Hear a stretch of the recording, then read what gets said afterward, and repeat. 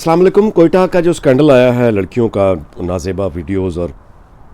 वो जिस तरह उस दरिंदे ने यानी किसी बच्ची को कोई थप्पड़ मार रही है, अपने चेहरे पे रो रही है, कोई किसी को मतलब है कुत्ता बना के वो रस्सी गले में किसी लड़की के बांधी हुई है, और क्या क्या भयानक और घटिया चीज़ है। तो मैं इसमें गुजारिशात आपसे ये करूँगा, कुछ चीज़ें हक़ाइक़ जान लीजिए। एक तो ये कि मैं अखलाकी तौर पे यानी मैं ख़ुद को बिल्कुल इस काबिल नहीं समझता, मैं गुनाहगार तरीन आदमी हूँ खुद, तो मैं अखलाकी तौर पे इस काबिल सिरे से नहीं हूँ कि मैं किसी को ये तजवीज़ दूँ या वाज़ करूँ या नसीहत करूँ कि उन्हें अपनी हिफाजत किरदार की कैसे करनी है और वीडियो तस्वीरें क्या क्या। ये मैं वो काम नहीं कर रहा, लेकिन लॉ एंड ऑर्डर पे तो बात की जा सकती है, ब्लैक मेलिंग पे तो बात की जा सकती है, इस तज़लील पे जो हुई है इस तज़लील पर तो बात की जा सकती है। तो उसके लिए कुछ हक़ाइक़, एक तो ये कि डार्क वेब, अच्छा डार्क वेब जो है बेसिकली ये डार्क नेट है, इसमें यानी एक्सेसिबल नहीं होती, जहाँ से आप वो तमाम चीज़ें जो अदरवाइज़ हुकूमतों ने दुनिया भर में बैन की हुई हैं, यानी ऐसा कंटेंट जो आप रेगुलर वेबसाइट पर सिरे से अपलोड ही नहीं कर सकते, और अपलोड अगर आप करेंगे तो ज़ाहिर है कि वो डिलीट कर दिया जाएगा या आपका पता करके आप पे FIR हो सकती है। कानून लेजिस्लेशंस हो चुकी हैं, पाकिस्तान में हो चुकी हैं। तो चूँकि ये रेगुलर इंटरनेट जो है इस पे तो ये मामला अब उस तरह के उतनी यानी आसान नहीं रहे, लेकिन जो डार्क वेब है, दुनिया भर के क्रिमिनल्स, माफियाज, असले की ट्रेडिंग, मतलब ड्रग्स कार्टेल, ये उसका इस्तेमाल करते हैं। टेररिज्म मोस्टली वहाँ होता है। और इसके साथ साथ डार्क वेब पे अगर आप वैसे डॉक्यूमेंट्रीज़ देखना चाहें और नेटफ्लिक्स में अगर आपकी यानी अकाउंट आपका है, रीच है, तो डार्क वेब के ऊपर उनकी इन्वेस्टिगेटिव कुछ डॉक्यूमेंट्रीज़ पढ़ी हैं जो बहुत आपके इल्म में भी इजाफा होता है और बहुत वो यानी समझने में कि ये मसला क्या है। अच्छा, हमारे यहाँ ये जो बच्चों की तशद्दुद ज़दा लाशें और उनका भयानक रेप और फिर उनको मार दिया जाना, इसका ताल्लुक भी बुनियादी तौर पे डार्क वेब से है, क्योंकि वहाँ पे ये गलाज़त और ये जहनी मरीज़ दुनिया के जो हैं बैठे हुए, जो इस तरह की वीडियोस देखकर लुत्फ़ हासिल करते हैं जिसमें इंसानों पर शदीद तशद्दुद होता है, जहाँ बच्चों पे, मासूम बच्चों पे शदीद तशद्दुद करके उनको यानी मौत के घाट उतारा जाता है। उसकी एक आप यूँ समझिए कि लाइव स्ट्रीमिंग उसकी, यानी ज़ाहिर है कि इतना गलाज़त और इतनी डर्ट मुमकिन नहीं है अगर उसके पीछे बेपनाह पैसा ना हो, तो पैसा है इसमें। तो इस तरह की ये जो तशद्दुद ज़दा ये जो वीडियोस बनाई जाती हैं, ज़िल्लत आमेज़ बनाई जाती हैं, ये थप्पड़ों वाली, ये बुनियादी तौर पर बनाकर ये सिर्फ ब्लैकमेलिंग के लिए बनाई जाती हैं, ये बेचने के लिए बनाई जाती हैं। तो इस तरह की ज़िल्लत आमेज़, यानी मैं उनकी बात नहीं कर रहा कि वो जो वैसे ही किसी की नाज़ेबा तस्वीर, वो नहीं, ये जो जिसमें जुल्म है, टॉर्चर है, ये जो मारना, खून का निकालना, मतलब खाल का खींचना, बालों का खींचना, ये दरिंदगी जिन वीडियोस में होती है, ये सिर्फ ज़ाती इंतकाम या जज्बे या ब्लैकमेलिंग के लिए नहीं बनाई जाती, ये बुनियादी तौर पे डार्क वेब के लिए बनाई जाती हैं। दुनिया में इनके बड़े महंगे ख़रीदार मौजूद हैं। अच्छा, अब हमारे यहाँ मामला ये है, एक तो मैं आपसे ये गुजारिश करूँ कि मेरी समझ से बाहर है एक ज़माना जो मैं कॉलेज में पढ़ता था, या वो तो अब मुझे बहुत ही मासूम सा ज़माना लगता है, क्योंकि हमारे ज़माने में देखें दोस्तियाँ, शरारतें, ये तो हर यानी हुस्न माशरे का ये मतलब हमेशा होती आई हैं, लेकिन उस ज़माने में ख़त लिखते थे, यानी किसी लड़की से अगर दोस्ती हो गई है तो आपने ख़त लिख दिया, उसने भी जवाब दे दिया, ख़त का जवाब आ गया तो ईद हो गई, मतलब है ख़ातून ने अगर जवाब दे दिया या ख़त पकड़, मतलब ये वो मतलब शरारतें होती थी। और उसके बाद जब किसी की यानी लड़के और लड़की में से किसी एक की शादी हो जाती थी, अगर आपस में नहीं किसी और से, तो फिर वो जो ख़त होते थे उनका यानी वो वापस किए जाते थे, यानी जहाँ पे ताल्लुकात बिगड़ जाते थे वो फिर ब्लैकमेलिंग होती थी कि अच्छा मेरे ख़त वापस दो तो मैं तुम्हारे ख़त वापस करूँ, और जहाँ पे मामला रोने धोने पे होता था बस वो ख़त वापस या कार्ड कर दिए जाते थे, ताकि दूसरे के पास हाथ के लेके हुए ख़त जो है ये मतलब है कि बतौर सबूत शादीशुदा ज़िंदगी में आगे जाके प्रॉब्लम ना बन जाए। शायरी भी यही होती थी, तेरी खुशबू से भरे ख़त मैं जलाता कैसे, तेरे हाथों से लिखे ख़त मैं जलाता कैसे, तेरे ख़त आज मैं गंगा में बहा आया हूँ, आग बहते हुए पानी में लगा आया हूँ। तो वो ख़त वगैरह तो बड़े मासूम बात लगती थी। अब ये है कि ये नाज़ेबा तस्वीर और इस तरह के तशद्दुद और ये इस तरह के रैकेट, अच्छा इस पर मैंने काफ़ी रिसर्च की है पाकिस्तान में, और इसमें FIA के स्टार आप कह लीजिए ऑफिसर हैं जो साइबर क्राइम में विंग में, आसिफ इकबाल छोटे भाइयों की तरह हैं, और फिर ज़ैन कुरैशी जो कि लॉ प्रैक्टिस करते हैं इन्हीं के हवाले से, तो मतलब है कि जो जो वजूह उन्होंने मुझे बताई हैं, यानी जो लड़कियां ये नाजेबा तस्वीर अपनी खिंचवा के देती हैं, बड़ी हैरानकुन है। मतलब ये कि एक तो वो लड़कियां हैं, ख़वातीन, जो अपनी इस तरह की तस्वीर खींच के भेजती हैं। ये जो बैलेंस लोड करते हैं ना फ़ोन वाले, अच्छा पैसा है नहीं, खातून ने 500 का बैलेंस लोड करवाना है, 300 का बैलेंस लोड करवाना है, तो ये बैलेंस लोड करने वाले ये फिर एक उधार देते देते फिर एक वक्त आता है जब ये कहते हैं कि अच्छा ठीक है, आपने 200 का या 500 का ये बैलेंस अपने मोबाइल में डलवाना है, या नया मोबाइल, मतलब उसके लिए फिर ये है कि तस्वीरें भेजो। एक तो वो लोग हैं, और फिर ये कि आशिक, ये जो नौजवानी में होता मामला, और वो ब्लैकमेलिंग करने के लिए, यानी इस तरह की तस्वीरें। लेकिन लड़कियां और ख़वातीन जो खुद अपनी ये फिल्में और तस्वीरें बना के सेंड करती हैं, बाद में रोती हैं, इनमें से भी एक का मैंने इंटरव्यू किया कि ये आपको क्या मतलब है कि इतना सेंस, अल्लाह माफ़ करे, एक ख़ातून, तो मुश्ताक अहमद यूसुफ़ी ने तो ये कहा था कि जवान लड़की की तीसरी आँख उसकी पैर की यानी एड़ी में होती है। वो जब जा रही होती है तो उसको ये भी पता चल जाता है कि मेरे पीछे मुझे किस बंदे ने किस नज़र से देखा है। आम तौर पे ये वो हमारा माशरा है जहाँ पे ख़वातीन जो हैं, यानी अभी तक तो यही झगड़े ख़त्म नहीं हो रहे कि जीन्स पहननी चाहिए या नहीं पहननी चाहिए, दुपट्टा लेना चाहिए या नहीं लेना चाहिए। और आप देख लें कि बज़ाहिर यानी ये हर वक्त इस्लाम करने वाले और हर वक्त ये चीखों पुकार करने वाले लोगों के मतलब घरों में आप असल देख लें फ्रस्ट्रेशन क्या है। और अल्लाह माफ़ करे, किसी मतलब कोई माँ बाप इस तरह कभी चाह भी नहीं सकता। सो ये बड़ा जुल्म है कि ये कहा जाए कि माँ बाप की तरबियत ठीक नहीं है। लेकिन ये है कि मतलब है कि उस खातून से जिससे मैंने इस मामले में बात की तो बड़ी अजीब जवाब मिला कि वो मतलब मुझे लड़का, ये दोस्त जो था, वो ये धमकी देता था कि अगर मतलब ब्लैकमेलिंग, कि तुमने अगर ये पिक्चर्स मुझे ना भेजी तो मैं किसी और को देखूंगा। अच्छा, दूसरी जो लड़की है क्लास फेलो, वो तो ये भेजने के लिए तैयार है,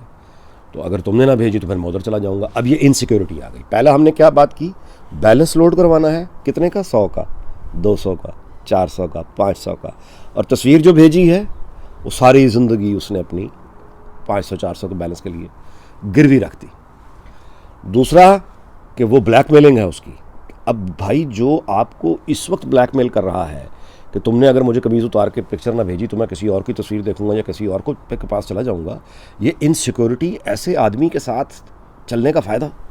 तो सारी ज़िंदगी ब्लैकमेल करेगा। पहली बात तो ये है कि जो मर्द आपसे शादी करने का इरादा रखता है, ये मैं आपको, वो जो आपसे एक्चुअली शादी करने का इरादा रखता है, आपको पसंद करता है, वो तो ये भी पसंद नहीं करेगा कि आप अपनी बिल्कुल को यानी कपड़ों वाली तस्वीर भी जो है बहुत यानी मेकअप वाली, मतलब आम तौर पे जो हमारा रवैया है, वो शौहर ये पसंद नहीं करेगा कि आप उसकी बीवी जो है इश्तिहार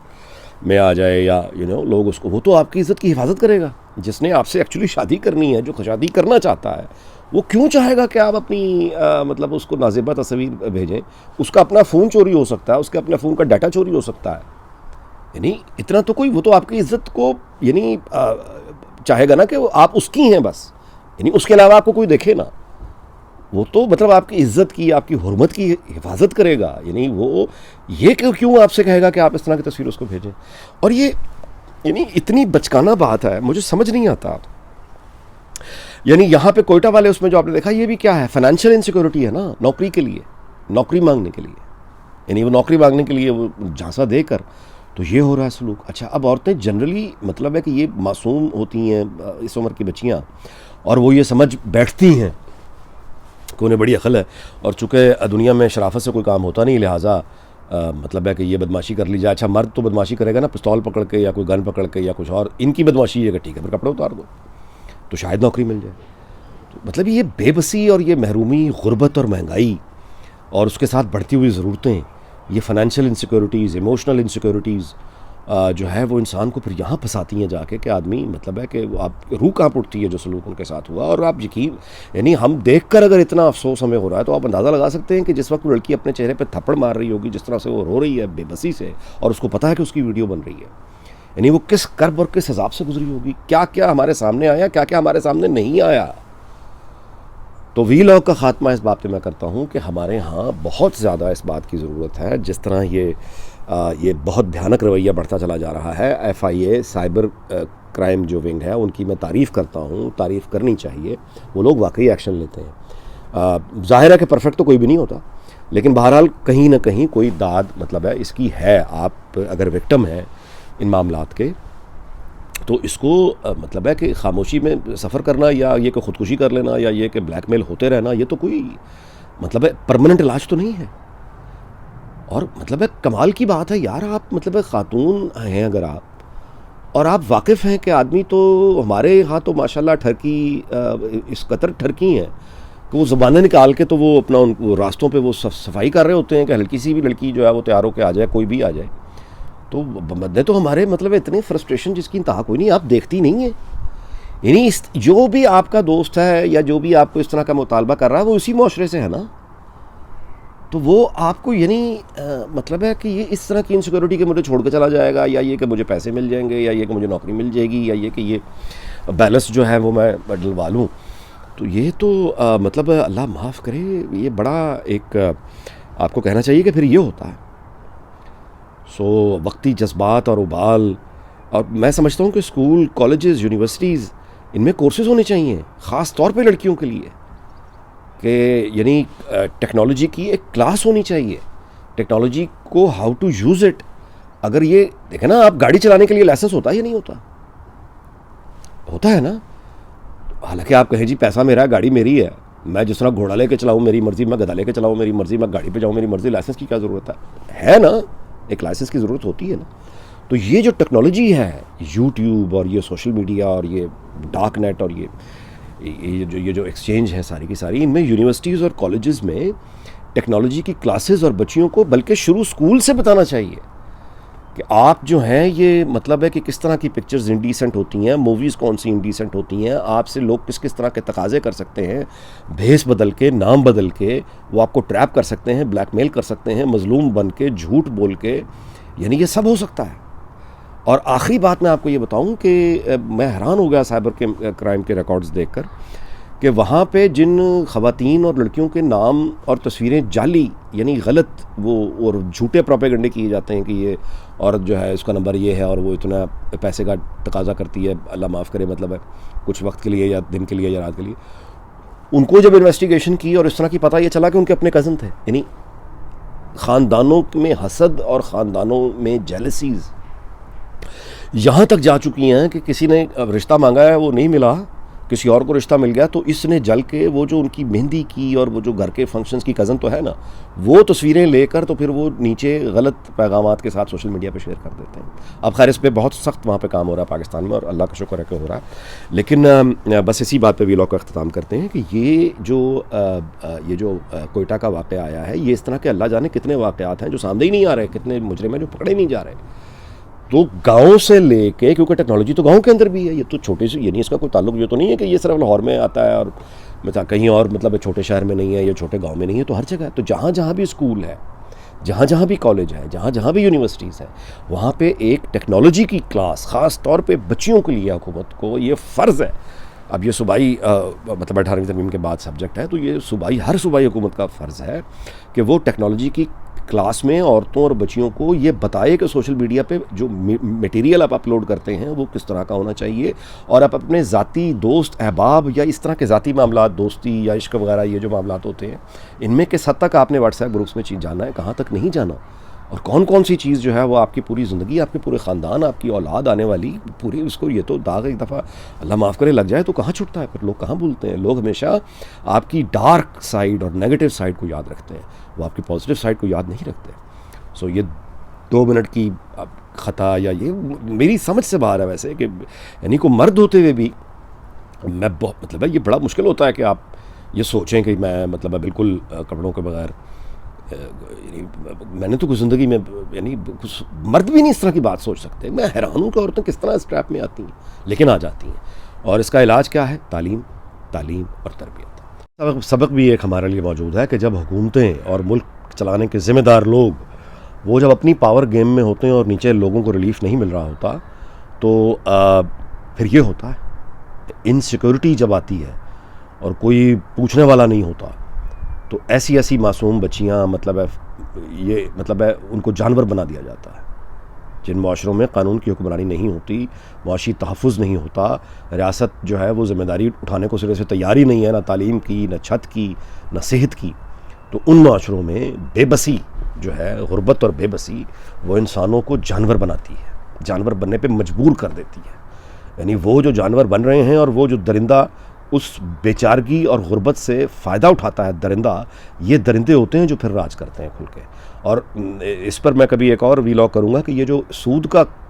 बाज़ारों में काम हो रहा है वहाँ कराची, लाहौर, पिंडी, पेशावर, हो मतलब वो फेरी वाले और 50-50 हज़ार वो जिन लोगों से लेते हैं और सूद देते हुए फिर जो उनका हाल होता है, उनकी घर की औरतों का जो हाल होता है, ना इज़्ज़त रहती है कुछ नहीं, और वो 50 हज़ार वहीं का वहीं खड़ा होता है और वो हर महीना जो है वो बेचारा अपनी जो 25 या 30 हज़ार की जो कमाई है उसमें से 10 से 15 हज़ार वो किस्त देता है उस 50 हज़ार की, जो कभी ख़त्म नहीं होता। तो ये एक अलग बहरहाल वीलॉग मैं उस पर करूँगा। फ़िलहाल तो आपसे इजाज़त चाहता हूँ। अल्लाह हाफ़िज़।